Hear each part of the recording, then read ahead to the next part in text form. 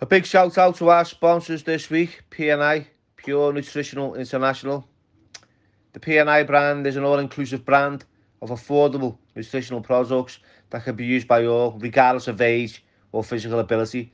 You can find all the information in the description. Give them a follow, guys.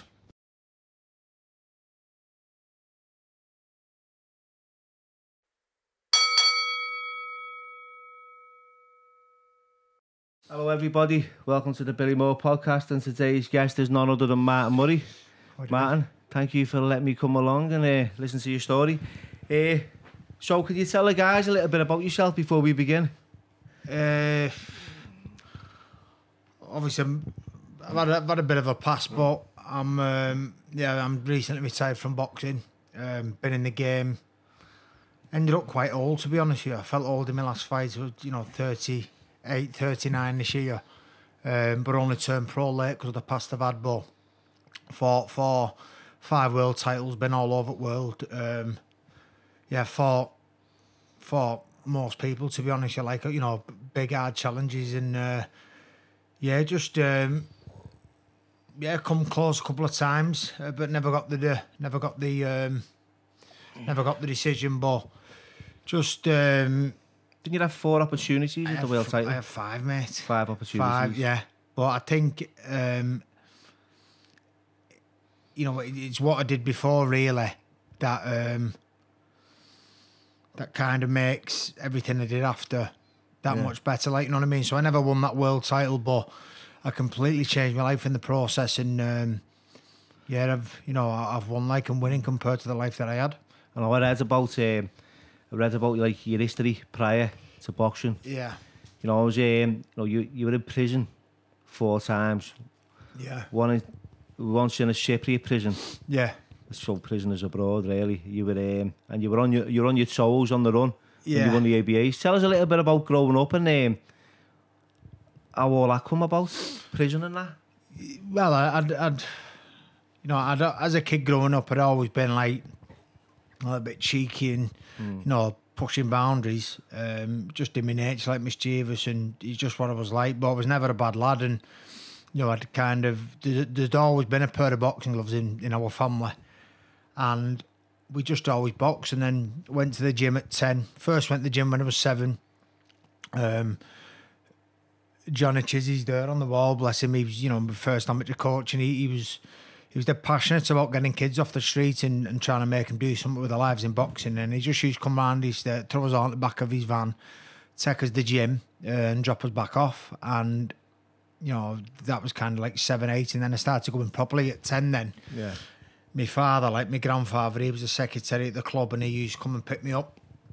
Because my mum or dad didn't drive then. And he used to take me up, take me to the gym, and I just enjoyed it. And then it got to the stage where I was going round John's. John was taking me to the gym, and it was just, it was just an environment where I loved it. Like I was never big me as a kid growing up. I won the schoolboys at 16 at 45 kg, which is 7 stone, which is, I look back now and it's tiny. The same weight as a Thai bird, to be honest. Yeah, I'd say it was tiny. And my lad now, our Archie's 12. He's been heavier than me. Then I was at 16 since he was 10. You know what I mean? I was tiny, and but I was dieting, training all my life. I had quite a lot of amateur fights and did all right. Won schoolboys, and I kind of got to 17. I went for going in the army. All I wanted to do as a kid growing up was going to army, and then I got knocked back from army, and then I just ended up just going on a wild.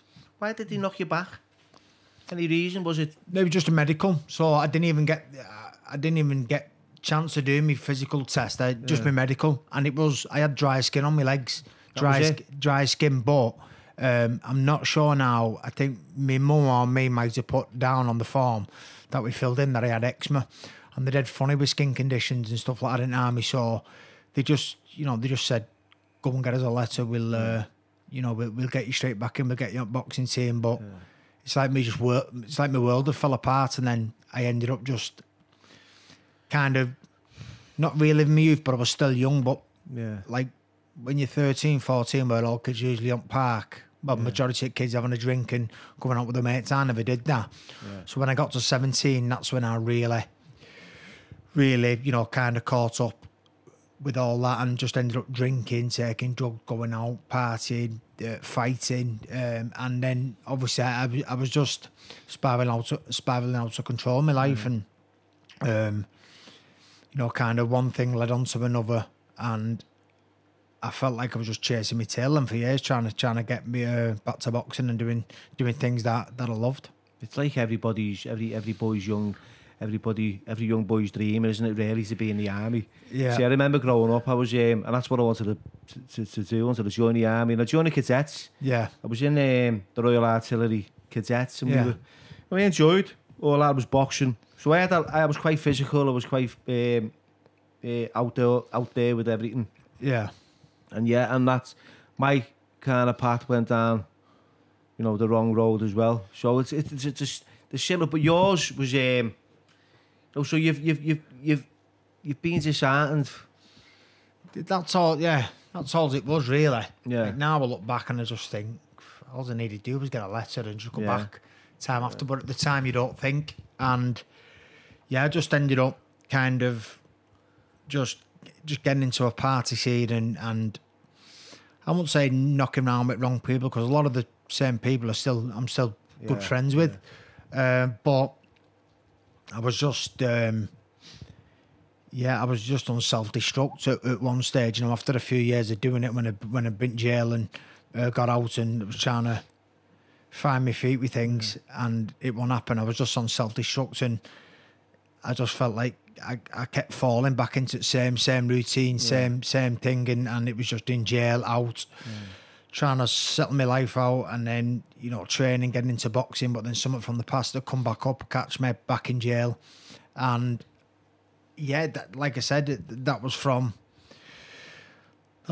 2001 up until 2007 when 2006 it was. Yeah.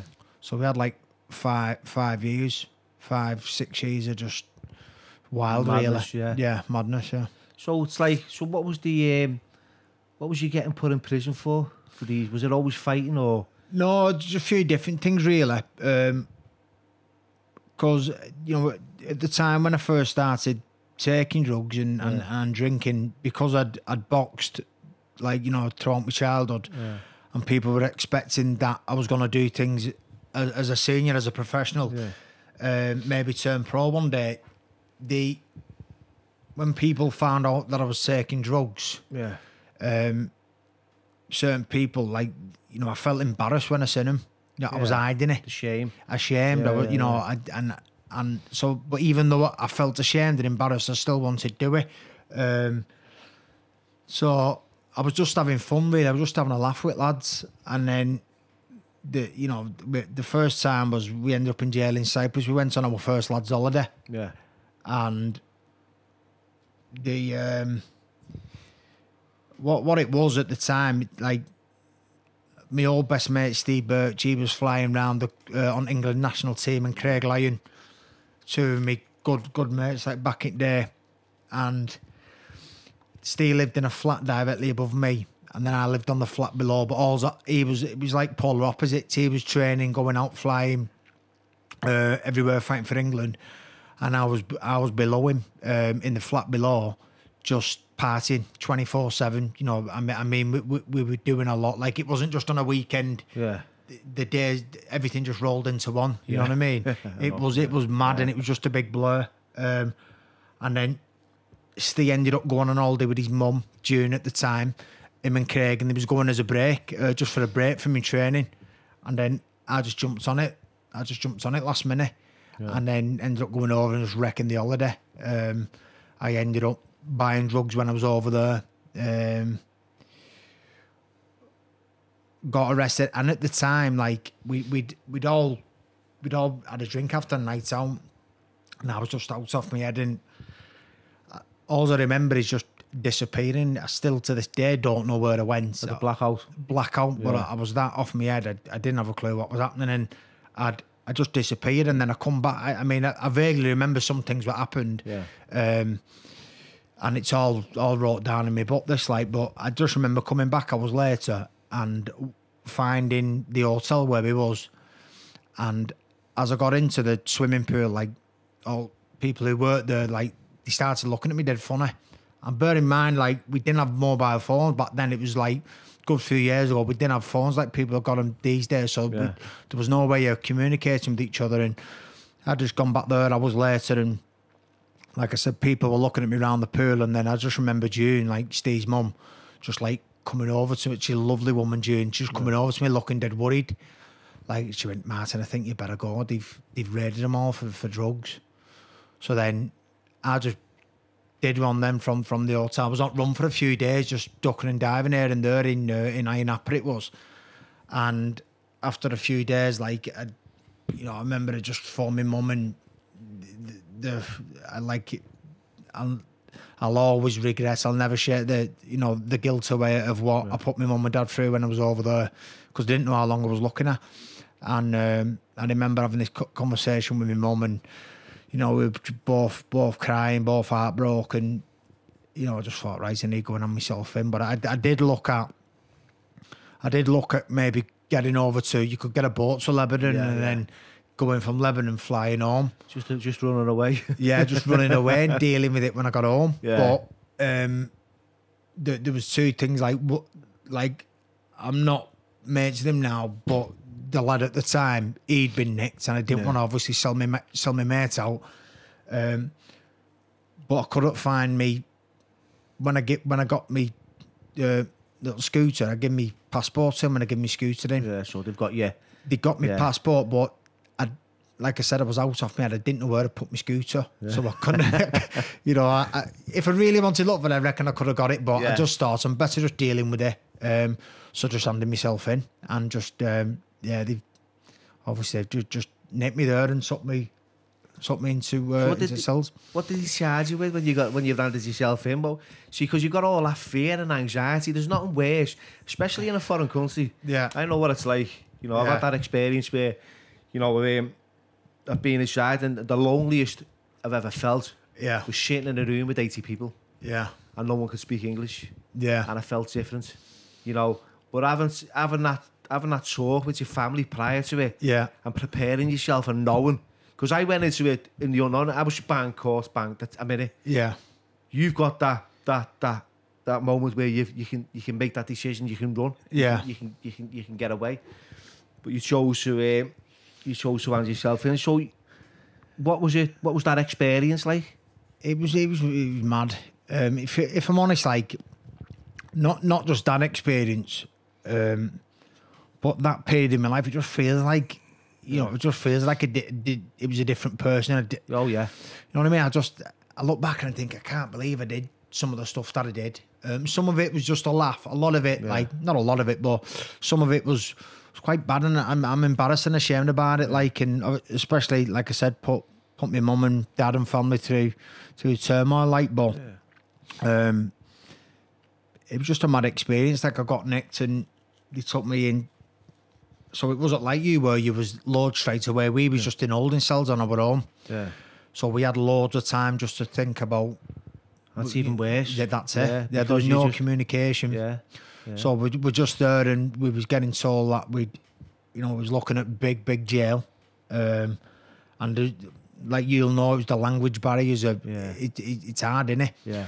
So we're going with court, and we had a translator. I ended up meeting up with me Cody, and then that was on remand, and then they ended up shipping us to the big jail, which was the main jail, the only jail on the island, and we were just young kids, and at the time, there was a fella called Gus. I'd never ever seen him since, but there was a few English people in there. There was a fella called Gus from Middlesbrough, and he was in jail over there, and we ended up getting quite pally with him, and ended up telling me like that when I first walked in the jail, because I'd like mosquito bites all over me, and I was thin anyway, because I was on drugs and I was partying, but I was full of scabs. He thought I was a smackhead. Yeah. When I first went in the jail, I was in a bad way, and then they took us in the cell, and me. Did they treat you differently if you're a heroin addict over there? No, because it was just basically like everybody was. I mean, you don't really know what people's in for, but there was only one wing that we got told the lifers were on, which was the toughest wing. But we just if you had a fight in there, that's where you went, and we obviously heard all kinds went on over there. So we just kind of kept our head down. But I was just a young kid anyway, so we went in the cell. They showed us to our cell. There was 6 bunk beds, so 12 in the cell. Nobody spoke English. But you know what? There was some characters there, like, you know, some nice people. You didn't really know what they were saying, but you could just tell they were nice people. And we had a laugh. We did. It was, you know, I look back now and I think, wow. But like, I look back, it was a good time. Nothing apart from we got a bit of an hiding when obviously we got nicked and we got slapped about and all that. But come out of it all right. Do you know what I mean? I only got 45 days, so at first they were trying to say, because I got caught with that many ecstasy tablets, they were trying to say importation, supply and possession. But I just bought them over there, and, you know, because we thought, I'm just going to get a lot of you now, last me. Personal use in the end. What's that? Personal use. Personal use. So all I got done for was possession, and because we was under 21 and we was UK citizens, they just give us 45 days. Yeah. So you know, that's what we did, 45 days. So what age was you when you were in that prison in Cyprus? 18. So 18. So you've been to prison in the UK as well prior to that? No. You hadn't? No. So now you see. Yeah. So you've come from that experience, right? Yeah. Wow. And then you've got back home.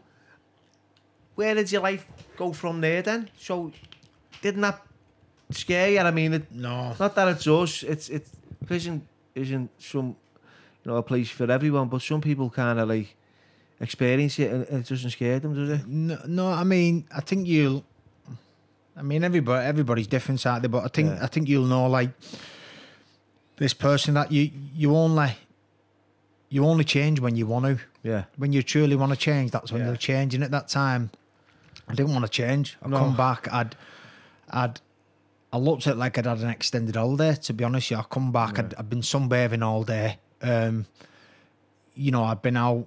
We were locked up and it was rough. Like I said, 12 in a cell. One toilet at end at landing, all lint floor. Everyone had used the same one. Stinking. Yeah. People doing dirty things in showers. You know,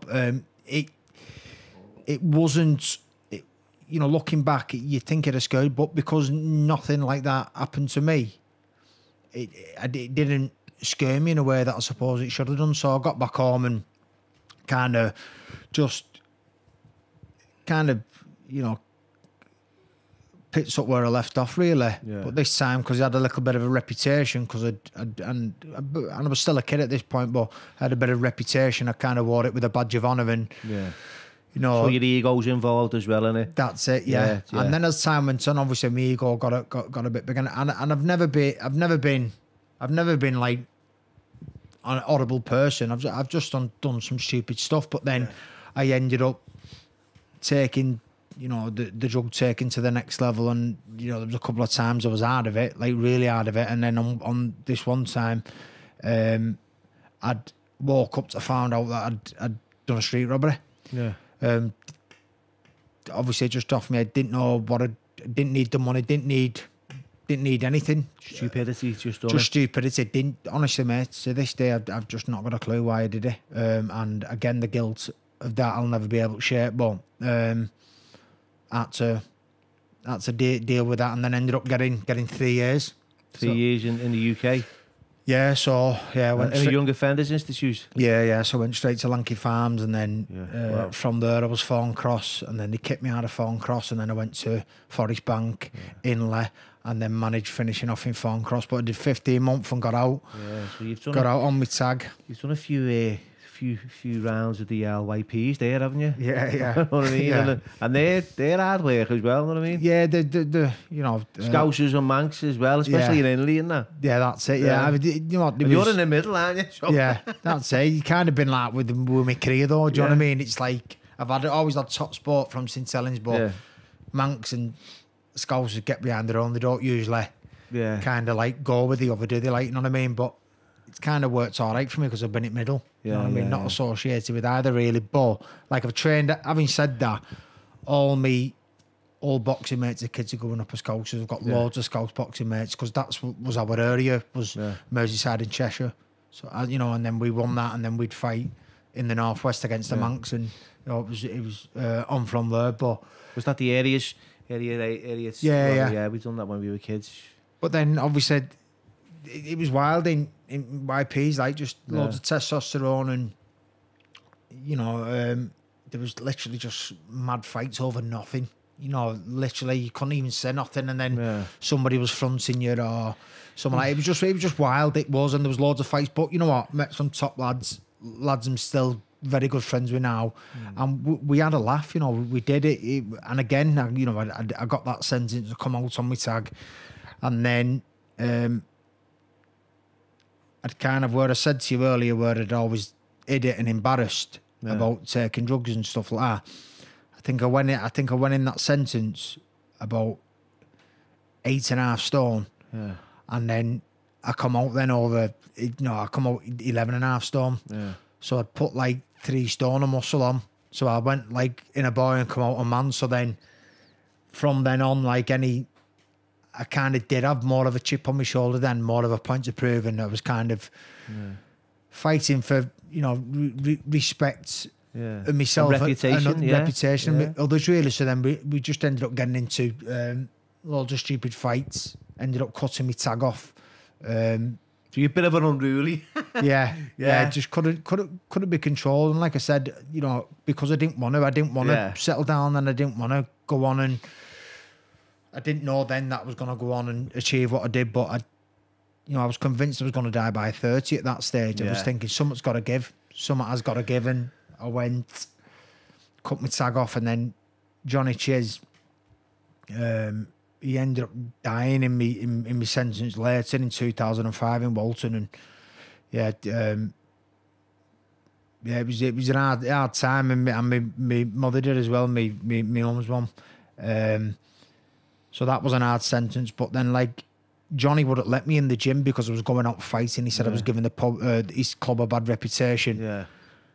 And then he won't let me go in ABAs. And then I'd been on the run at this point to cut my tag off, and he just phoned me off the cuff and said, week before, said, do you want to go in ABAs? So I started training, went in, managed to win ABAs while I was on the run. And then the year after 2005, everything caught back up for me, and I didn't... Did you win the ABAs? I won the ABAs in 2004. On the run? On the run, yeah. Yeah. Every show I went... It's like you can't even celebrate in style with like the cameras and... You know what I mean? Yeah, every show I went, like, you know... Was you looking? Yeah, I was thinking, I'm going to get nicked here today. But thankfully, you know, everything happens for a reason, but they just didn't get onto it, and I managed to win them. And why would you look in an ABA finals, or you know what I mean, for someone who's underrun anyway? I know, but the thing was, it was just because it was in the paper that I'd won, and I was thinking they're going to work out when the next show is. Yeah. That, you know, quarters, semis, whatever. Anyway, they didn't, and I won them. And like I said, 2005, I was training with Johnny at the gym, and he's in ABAs, and I just ended up saying to him, listen, John, I'm not going to do it this year, mate. They're on me bad. Yeah. And then I got nicked a couple of weeks later and ended up getting what was it? I think it was 20 months. Well, I did 16 it was. I did 8 months. So this is in Walton. This in Walton this year. So you haven't stopped, have you? Really? No. This is a fascinating story, because I'd never in a million years thought to be sitting here, because I knew you. I've met you a few times, but I've never known anything about your backstory. And so like yesterday when I was reading it, and I thought, wow. Yeah. But listening to it now, it's incredible, because like where you've been and where you've gone to is just, like you said before, it's a million miles from the person that it was back then. Yeah. I'm sitting across from someone who I don't know and I couldn't believe or even imagine. Yeah. So what was that like in because Walton's not the best place, is it? No, but there's some scouts, mate, you know yourself, Corey, that honestly, they just entertaining. We have a laugh, don't we? Yeah, proper. And I'm still very good mates with a few of them now. And just that, honestly, just say have a laugh. There was a few things that went on, but what I noticed when I got to Walton, the cons, it was a lot more serious. Yeah. Do you know what I mean? innit? Slower, but stuff that went on was a lot more serious. Like, you know what I mean? Conspiracies. But murders just like you said, they were dead quick in the white piece that fly off the handle and fight over anything. Yeah. Whereas that it was No more reasoning. it was more like slashings and In like, Walton. just like it went up and there was suicides and people getting hot watered and and it was just like it was just more serious. You know what I mean? If you step out of line, it doesn't. Someone can just pay someone But that was it, yeah. to go and cut you and up. That was And the he will. thing, yeah. And that's And some of the stuff that I said in there what went on over, like for half ounce of tobacco. yeah. You know what I mean? It's scary, like what people do for nothing. All they need to do is get a druggie who wants something and give him his fix, and then he's got to go and do this, and they do it. It's done that easy, and it's scary. So, it was not so much a bit of an eye opener because I've never been a bother causer, so that didn't really concern But you're an me. observer. Yeah. So you're observing all this going on. Yeah. And you realise, it's you're taking it to another level. Yeah, that's it. But like, I'd just gone in there and met some top people. Like, there was Willow. I met. I was going in for surgery, and Willow was there. He was running surgery, like, and it turns out he's a boxing coach, and so he ended up making his own shift pads, and he was getting me doing these sessions On in the his pads, on the plates. Yeah, with the cushioning and all sellotaped. And then obviously Jimmy Christian, Willow went. I think he got his Cat D then, and then Jimmy Christian come along. It kind of like as soon as he went, it was like he was brought in because Jimmy just turned up then. Yeah. And Jimmy the same, he was training at Rotunda. Jimmy was giving me boxing sessions every day. So I come out fit and determined, like I said, Johnny died, my mother died, and I really thought I need to do something now. I need to start making something in my life. Yeah. Fucking incredible. It's brilliant how you can improvise, Yeah. A set of pads in a pad, in a cell. And loads of stuff that was on in jail, like, Yeah. you know what happens, like... I don't know. I've done it myself. I had, on my last sentence, we made pads out of plates with cushions, and we'd have like one of those kit bags full of loads of towels. Yeah. And, just because you need to keep active, you need to keep fit. I mean, it's the only thing that kept me alive. Yeah. When I was using and I was out there and I was in the grip and I was on drugs, I was in and out of prisons, I was grateful most of the time when I did get arrested because it was kind of, it was like, it was a sanctuary. Yeah. Although, I missed my family, and I missed life outside. It was. It's a rest, innit? It was a rest. Yeah. Because I would have killed myself. Yeah. You know what I mean? So I think at the time it did help me, but going forward, it's not. So what happened when you're training, you're doing all this? So did you think this is it? I'm gonna do something different with my life now. Well, I did. But I did, but then I got out. I'd met Jem the week I got out in the 2005, and then I think 2 weeks later I ended up going this nightclub in Preston, and just ended up having a scrap fight with a few doormen, like over a court of all things, and I didn't cause it, but by the time the police come, I've got it somewhere on my phone. I managed to get all that CCTV, and but the police come, and then it was just a big stupid dash street fight, and by the time the police come, just gassed us, threw us it back at bus, and then took us to the cells then, and I thought I was on. When was this? I was on licence at the time for a fray. And I've been nipped for a fray again. I thought... These are big charges as well, aren't they? Frays, you know what I mean? I thought, I'm not going to get out here. Yeah. But they bailed me. And I couldn't believe it. You had 2 bailers on them. Yeah, so I was going court at Preston then. Because that's where it happened in Preston. I was going court in Preston. And then I'm convinced, I'll never know, but I'm convinced he was going to send me down. Like, the bench retired, and, you know, I'm pretty sure that if I'd have stayed there in that court, then they'd have nipped me, put me in jail. I'd have got the maximum that they could have given me, and my life wouldn't have unfolded the way it had done. So I just decided, I asked her court usher, could I got toilet? She let me, and then I just bombed it out at court and ended up getting on the train, getting to St Helens, and then I was ducking and diving then for a few weeks. While all this was going on, I was trying to make something serious with Gemma. Like, we were just starting getting close, and then I wasn't ready to go back to jail. I'd been out a few months, and then the police were getting on to me where I was, and I thought, I've just got to go. So we ended up going to Crete and working in Mali as a PR. You were just on the run. Yeah, you've been on the run most of your young life, haven't you? Yeah. Was it good? It was, was it good?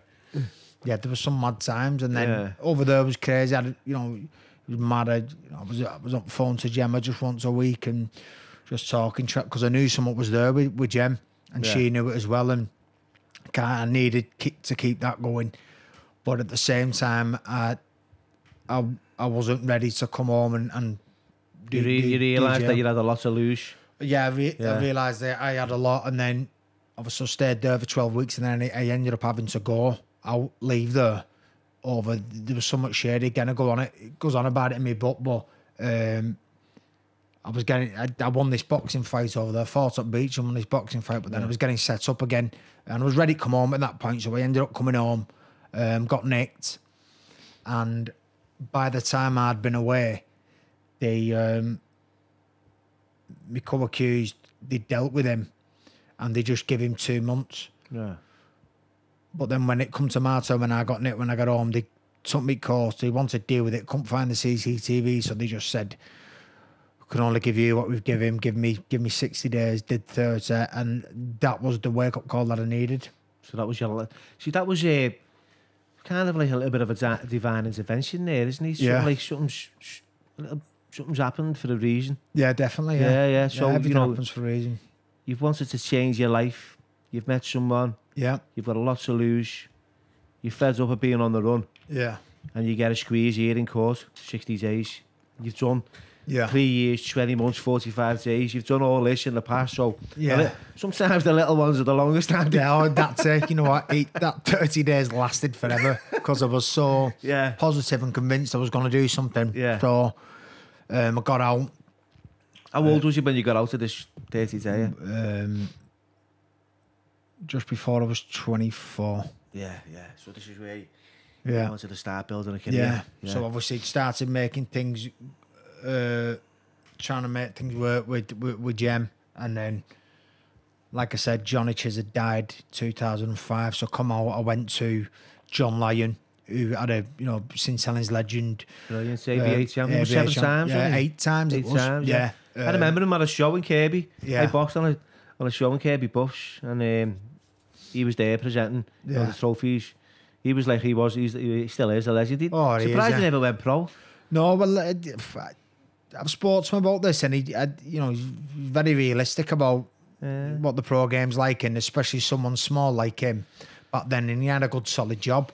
So he obviously he chose not to, but he ended up coaching at Wigan, and I ended up going Wigan there, trying to, I just said to him, I remember just going to him, John, listen, I need to change my life now, mate. I don't want to keep going in jail. I just want to get back to doing something that the only thing I know I'm good at, which is boxing. Yeah. So John obviously got me back at gym. I ended up having four fights with them, and then I started going Oliver's then. Yeah. Just trying to get into it, breaking into the pro game. But while I was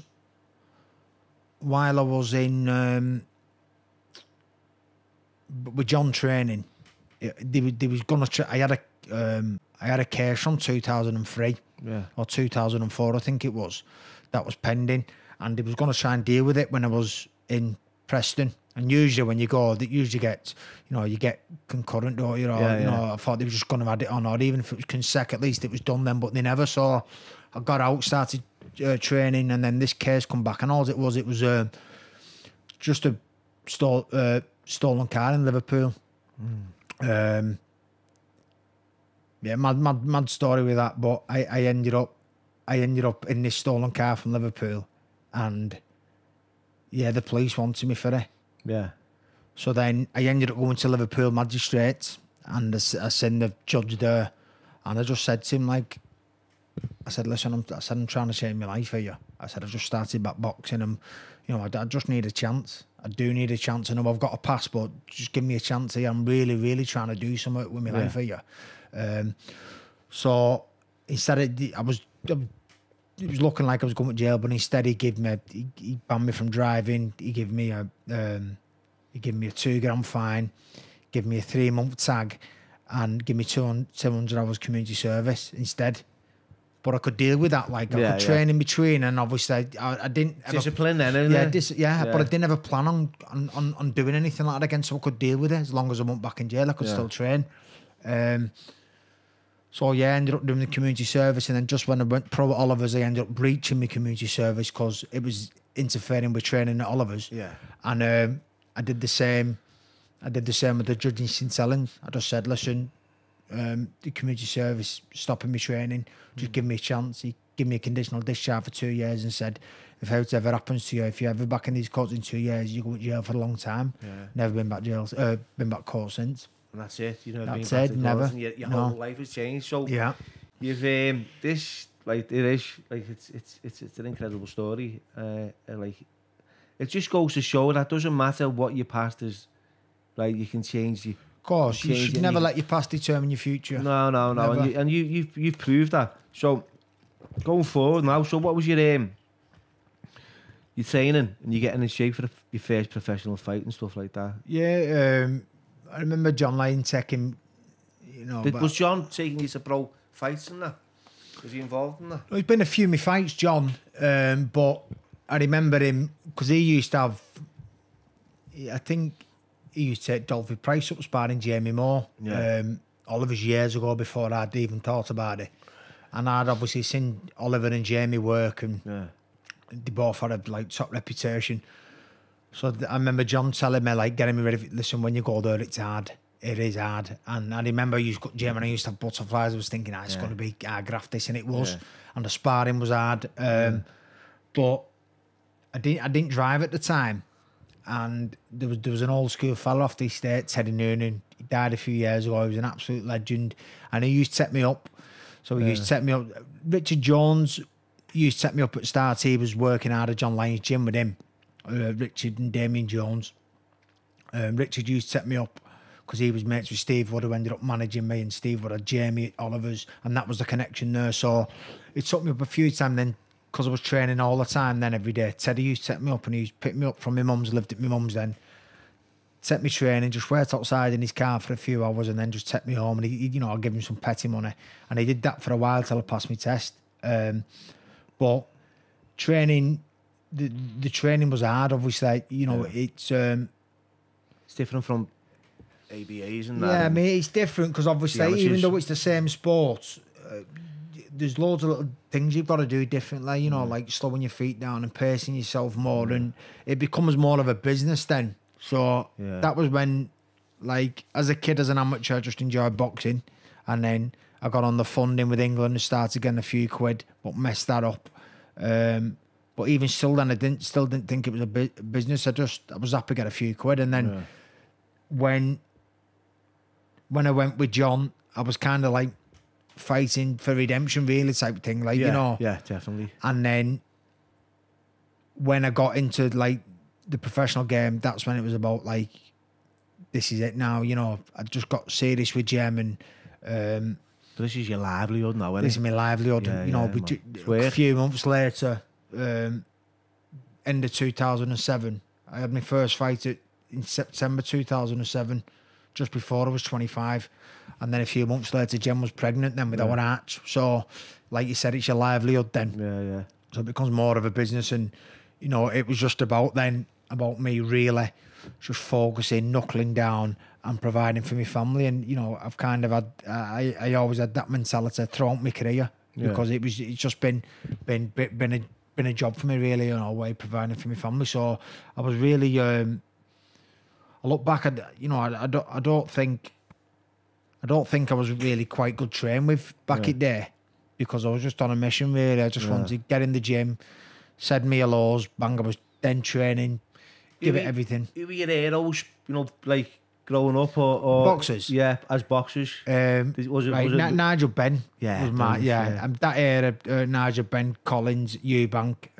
But Nigel Benn was all amazing fighters, but Nigel Benn was just, I don't know if it's because he had the army connection as well, and I wanted to go now. The Dark Destroyer, yeah. He was knocking everyone out. Knocking everyone out. See, I used to watch that. I was growing up as a kid, and he just knocking it. Used to be like sugar, not sugar. I can't even remember his name now. But yeah, it was that era. Yeah, you know what I mean. Well, that's he was. So there was him, but then as a kid growing up, there was Nazim with his ring entrances, and they were good. And like I said, it was just all about doing boxing for fun then. Yeah. So when I went pro, it was all about business, and like I said, he's got Jim just send me little laws to everybody, train, give it everything, say bye and go home. And I was just like, looking back, I think I was just a man on a mission, really. Yeah. So how was the first, like, your first initial introduction into the professional game? Like, see, because I know when you're winning, you're winning. Yeah. And then when you're losing, it's like you can see. Yeah. It has an impact on your confidence, doesn't it? Yeah, well, I mean, and you box some greats. I've seen some of them fights. Triple G, stuff like that. Yeah. Billy well, J. that was like I took, even though I'd been beat off Martinez before, like 2 years before, Golovkin. I didn't think I got beat, so I took the Golovkin was hard. It was hard to take, and my head fell off a little bit.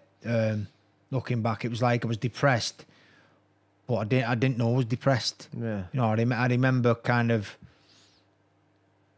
after the fight, I was just I was drinking not just for have a laugh. I was drinking just to get myself absolutely hammered. And I remember once I went down. We've got loads of mates in Merthyr, like South Wales, and went seeing lads in Merthyr.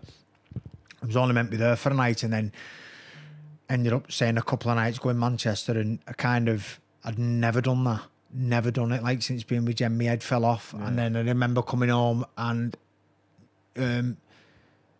thinking Jem was going to be here, and she wasn't. So I was in an house on my own, and I was distraught, and I'm not gonna lie, like suicidal thoughts did go through my head, you know what I mean? And then a kind of Andy Mikhail, obviously one day, found out about it, and we call him the chief, and he just come round and just chiefed me. He proper gave me a right bollocking. He's a lovely fella, Andy. Lovely legend. And I said, what he's done for me, what he's done for me, like he saved my career, like 2013. He's been with me ever since, and he come round, give me a proper bollocking.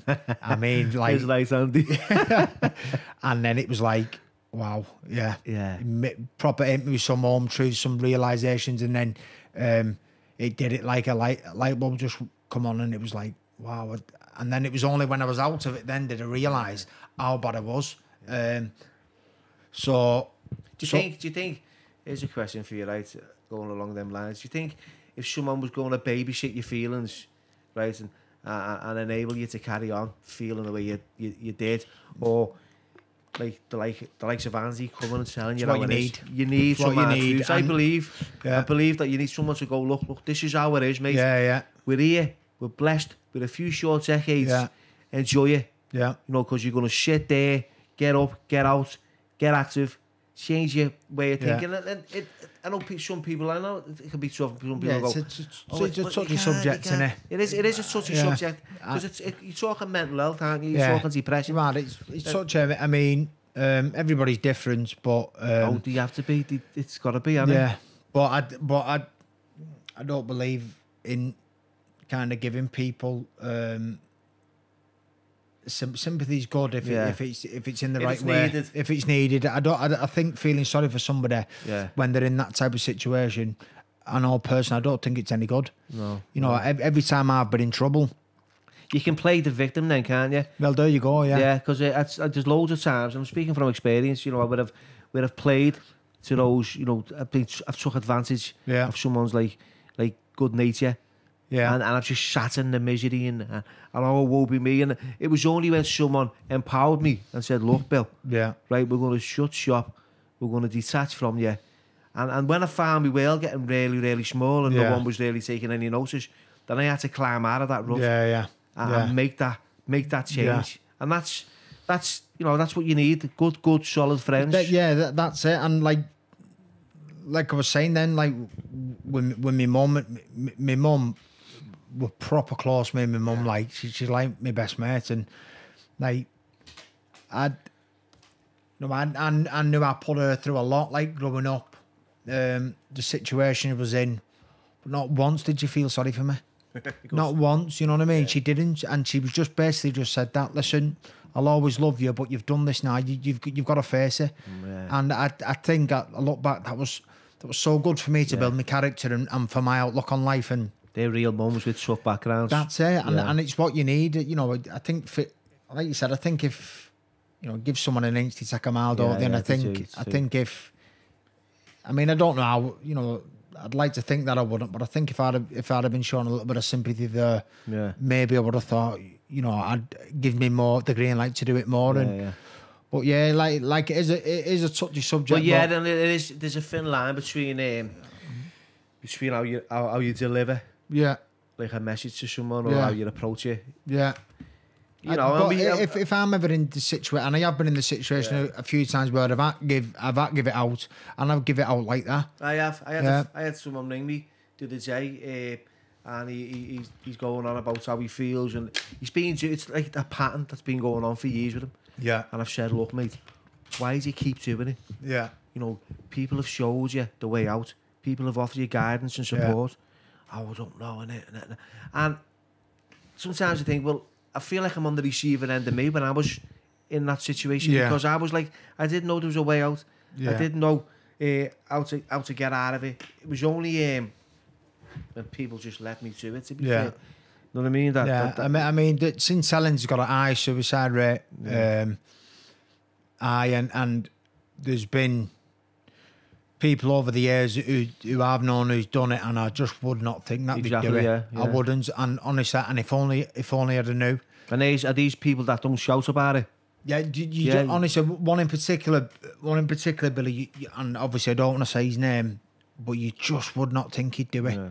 Honestly, you wouldn't. He was one at boys, tough lad, could fight, sound lad. People had a lot of respect for him, and then all of a sudden we found out he did what he did, and you never know what somebody's dealing with mentally. So it's always, like I said, it's a fine line, it's a touchy subject, but if I just want to put out there that if anybody out there knows me and they ever need to speak about anything like that, all they need to do is get in touch, because I'd gladly speak to him. Sometimes people just need that little helping hand and just that someone to talk to. So it is, because a lot of people mask how they feel. You look at the likes of Robin Williams. Yeah, one of the funniest men on the planet. I know. You wouldn't. You'd never imagine it. No. So you don't know what people are going through. Yeah. And it's good to sit there and talk to people. You know what I mean? It's important, and So Big Andy's helped you out there. You've got your shit together in a way. Yeah. So he chiefed me, and then we kind of just a big wake up call, because I think from the Golovkin fight, like leading up to that, I'd obviously drew against Sturm, but many people thought I won. Still went undefeated. Got big. So you're still undefeated when you? No, I wasn't, but I felt like I was. Yeah. Martinez, I really thought I won that fight, but didn't get it. So even going into this fight, I still thought that I'd not been physically properly beaten yet. So then obviously fought Golovkin, who was knocking everyone out at the time, and went over to Johannesburg for 6 weeks. Took myself away from my family. Really give it a good go. And I was with Rodney Burnham at the time, Golden Gloves, and the setup they got over there, and Rodney still speaks to now, lovely fella, lovely people. Harold and Michelle Volbrecht, we used their gym. And we had everything there laid on for us. to get us in the best possible condition. And we did end up coming out of it, but there was a lot of bumps in the road in between. But we managed to sort out just before we flew to Monte Carlo for the fight, and I was in good condition, and obviously fought, got beat, but it was tough on me. It was physically tough, mentally, but physically. Like, I put my body through a lot, and he took a lot out of me. And it was not the only time, but it was the first time that I went back to changing rooms and I cried. I was that upset because I just felt like, you're human, aren't you? Human, yeah. And people don't see that. They see a personality. They see a boxer. They see this. Yeah. It's always been said. It's probably the loneliest sport, isn't it? Oh, really? yeah, definitely. Because, it's a support that you've got to be independent. You've got to listen to your corner. But I know 9 times out of 10 when your corner are telling you something, like, your mind's just shot anyway. That's it, yeah. It's like you can't take nothing in. No. I've had them like screaming in my face, you need to do this, and I'm like, yeah. Go out and do the total opposite. Nothing, yeah. It's hard, isn't it, mate? It is. And you've got people screaming at the telly. Yeah. I mean, it's easy when it's going well. Yeah. You know what I mean? When you're really following orders and you're not under stress or pressure. But then that Golovkin fight was tough. Yeah. So then dealing with that after it, like I've spoke about, I struggled for a bit.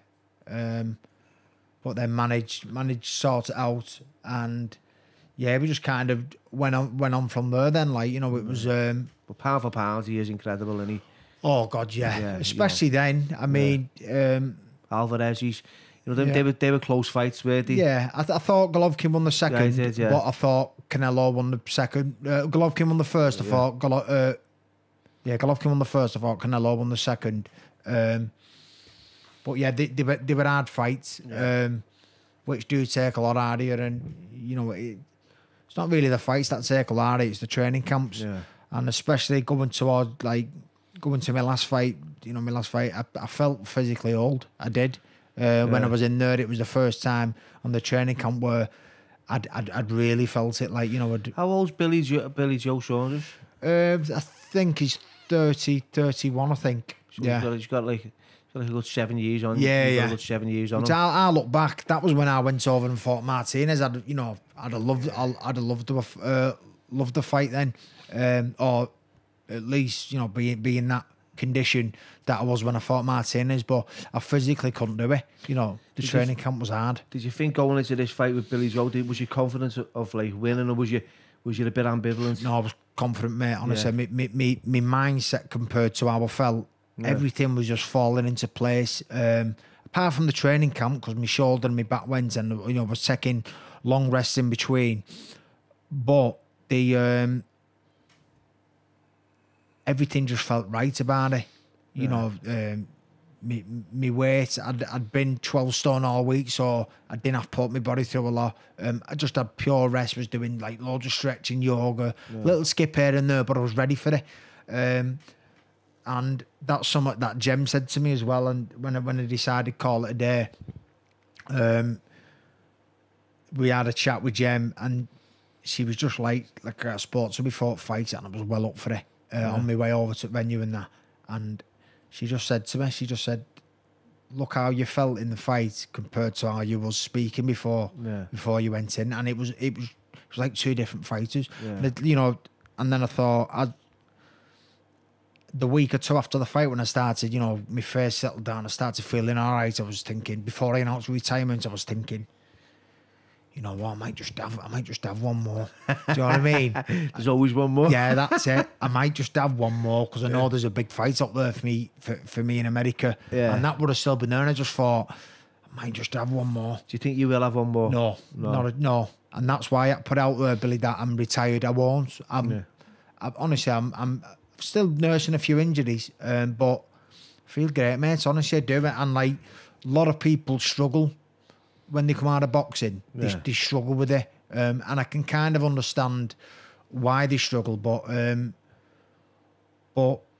there's always been more to life than boxing for me. It's always been my family, and but I've got these, and you can get fed up of it, can't you? Because I don't know about yourself. I mean, I know for me, like even going on the bags just can be a bit of a chore. Yeah. You know what I mean? It's like just that kind of training again. Yeah. And it's not like the training where you're training for competitions, but even just like it just becomes. That's it.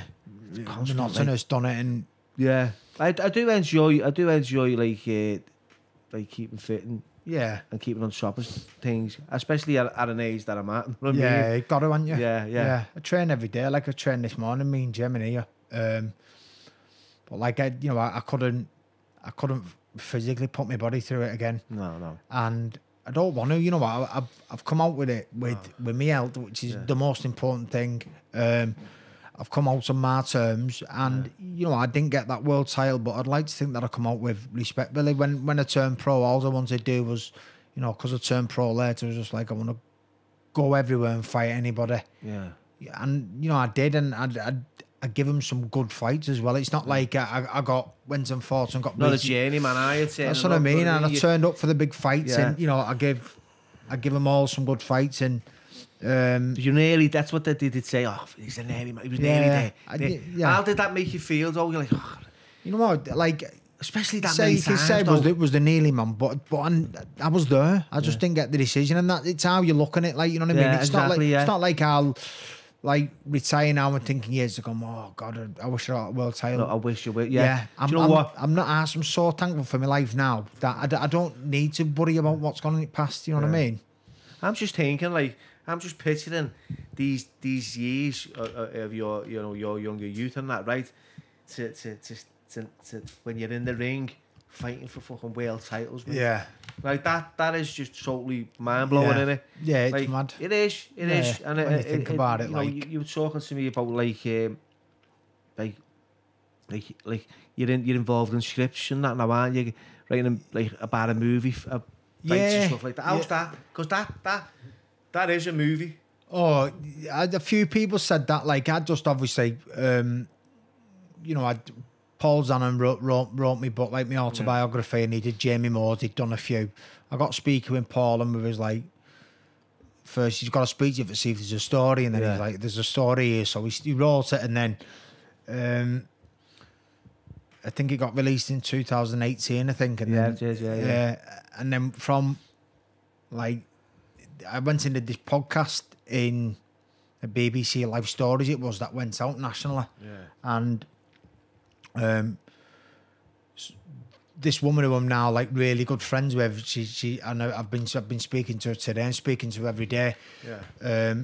She's like a film producer, and she was listening to it in a car. She's from America, and her name's Mary Bing, and she was like, "Oh, I like the sound of this. I think I could do something with it." So then she contacted the publishers. The publishers put us in contact. We met, and you know, we met a couple of years ago, and we stayed in contact. And we've, we're just working on it now. Like about, you know, we've got a film script, and you know how it's gonna go, and we're just modifying that, like in the very early stages. But yeah, it is. It's like, you know, I've been down that road where it's like, you know, I've met producers.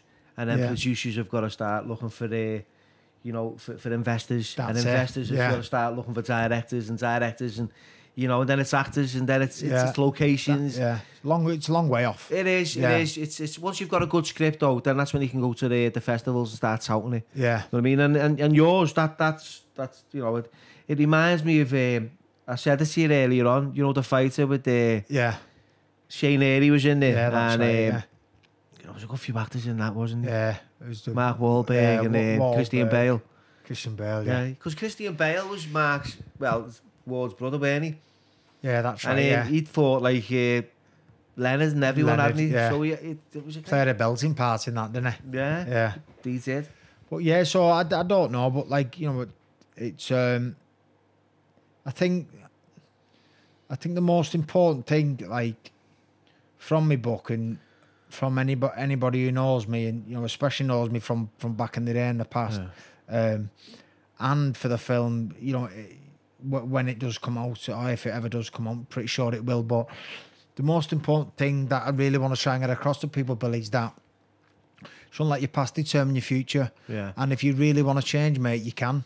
You know what I mean? You can if you're, you know, I truly believe life's a mindset, and if you're adamant that you want to change your life for the better, don't let anything stop you. Just go out and do it and take any opportunities that you can. And you know, that's what I did. And thankfully, because of it, mate, I've changed my life. I've got a lovely life, mate. I've got a lovely wife. You know, 3 amazing kids. I've got lovely family, top mates. I'm blessed, mate. You know, I truly feel like that. So I'm, you know, compared to the person or the life he had a few years ago, mate, I'd have never ever thought this was possible. Because, like I said earlier, I was convinced I was going to die by the time I was 30. Yeah, well, you're a prime example of like people changing, you know, and this is what like, which is important because we talk about redemption and change. Yeah, you know, going down on the right path. And similar experience. I had a terrible kind of a way of living back then, and you know, it lasted a very, very long time, and I never did the things that I wanted to do as a kid. Yeah. You know, I wanted to join the army, wanted to be a boxer and become like good at it. Yeah. That never happened. You know, I had a history of addiction as well. Yeah. My path went on for a long time, and it doesn't have to. It's not a requirement to stay in that misery for years. No. You know, but today it's changed. I'm doing things differently, and I feel good about my life. So I feel positive. Mate, yeah. You know what I mean? I feel like I've made a difference. But sometimes I don't know whether you feel this as well, Matt. Does your past sometimes embarrass you when you're trying to? You know what? Say in the early days when you're like, I wish fucking beat this. Yeah, I mean, like when I turned professional, did you felt you were going to be judged? I did. So I really kept it undercover, like, you know, keeping secrets for yourself. Yeah, like, because a lot of people judge you before they actually get to know you. You know what I mean? And you find that, like, find that when you've got a criminal record or when you've been to jail, you find that, like, normal society will judge you. Say normal, but like some people in society will judge you if they find out you've been in jail. Yeah, exactly, not that you've, you know, there's so many people who end up in jail. They're not all bad. Some people have just ended up by accident, really, in a way, or you know, they've had to do things for their family that they didn't want to do, but they had to do it. And you don't know why they're in jail, so they're not all bad. So kind of when I turned professional, I didn't really want to kind of let people know about it, really. Was you afraid the papers would get all of it and the news and stuff like that? Because that's what happens, isn't it? Yeah. Once you're in the public eye. Yeah. You know? I mean, I've always, I just didn't want someone spinning a bad take in it. I'd rather just like I'm straight, you know, like I said, some of the stuff I'll never be able to share the guilt of, but it's happened, mate. There's no you could do. It's happened. There's no point crying over spilt milk, and you know, I've like, and not that I'm trying to. It got to the point where I knew I was a good person, and I was just like, I don't give a fuck now. If you judge me for it, I'm not arsed. I know who I am. I know I'm not a bad person. So you can think what you want about my past, but like I'm a qualified youth worker now. I'm a mentor. Plan on giving that little bit back because I'm, you know, it's really relatable to a lot of kids who's going through the same situation, like, you know what I mean. So you'd be a great ambassador in, you know, to kids in schools and universities and colleges. You know what I mean? Around nice one, mate. It's because it's for me. It's important that we show, you know, that we are changing, you know, and that we have changed. And I you know, there's people that continue to do what they're doing, and don't change. You know, and it's. I mean, I've always been my own worst critic, me. Again, nail yourself to the cross many times. All the time, and you know, my mum and my dad, they really made me stand by my actions. Everything I did, they did, and you know, I'm so thankful for them that they did that. But you know, I think it's important to give yourself a reality check and be real with yourself. You know what I mean? So, like I said, moving forward, mate, I'm just, you know, I've got an happy life. I mean, I'd like kind of, you know, go into, you know, and I have touched on it a few times, like, you know, done little bits of youth work, but I'd like, you know, get into the youth of St Helens or, you know, Warrington or Liverpool, wherever, you know, because I'd like to think that people, I've been in a few prisons as well speaking about it, but I'd like to think that people can relate, you know what I mean? And it's like when people leave a prison, you know, they've got a chance of changing their lives as soon as they get out from that day. Yeah. Do you know what I mean? So it's just about like your mindset and what path you take. I don't believe that prison's a place to become rehabilitated. You know, I know from my experience, it's not a place, but it's a place where you can make that decision. Yeah, where definitely. you said it's a place where, you know, because, you know, there's just no time. No. They haven't got the manpower. And it doesn't, in my experience, it doesn't work, that kind of rehabilitation. But what does work is what you said is your mindset. Yeah. Changing that mindset, having that belief in yourself, and doing what you want to do. Yeah. Which is like fucking changing your life, really. You know what I mean? So that's I'm 100% behind that. Even going into prisons, what was that like? Yeah, it was good. Obviously, I've been back into Walton, so been back into Thorncross. What did you do when you went into Walton? Well, I've been in a few times. So we've done a session with lads. Yeah. So basically, they've Tim Morris. Yeah, but I've done that with Tim. Yeah. So I've been on radio a few times with him. That Walton radio, and then we've played a few charity matches. We've done a gym session with lads. They've paid, you know, they've took money out the canteen for pay for it. Goes to charity. We spoke to him in classrooms, like, you know, about being there and things like that. So Is this something you enjoy? I do enjoy it. Yeah. I do enjoy it, but it's kind of, it's good sometimes going into them environments to make you realise just how far you've come, like, you know what I mean? And I've done it. It's dead rewarding. I've done it a few times. I've been into Walton myself and shared my experience. I'm Thorncross. Yeah. I was in Thorncross myself at one time. Yeah. I never actually made it to a catty when I was younger, but in the older years, I got to that place where you know he trusted me enough to a bit of leeway. Yeah. But yeah, I do. I enjoyed going back and sharing a little bit. And you know what? Not everyone's going to listen, Martin. You know that as well as me. Not. You know. But you know what? Even if you, and you say this like with kids, even if you can just get through to one person, then it's been worth it. But you know, you've got to want to change. It's as simple as that. Your mindset's got to be right. Your mindset where you want to change, you want to do something more positive. Like, because going back to when I was like out partying, I used to go out party, I used to go back, I was up off my head, struggling to get sleep on my own, ducking and diving in different houses, you know, and I used to think, why am I doing this? I don't enjoy it. Why do it? But I just felt like I was just stuck in that rut of doing it. It's what everybody did. And then when I got the chance just for break away, I did, mate, and like I've never looked back. So I'm lucky. Brilliant. So I always say this at the end of the podcast, right? It's you know, any pearls of wisdom,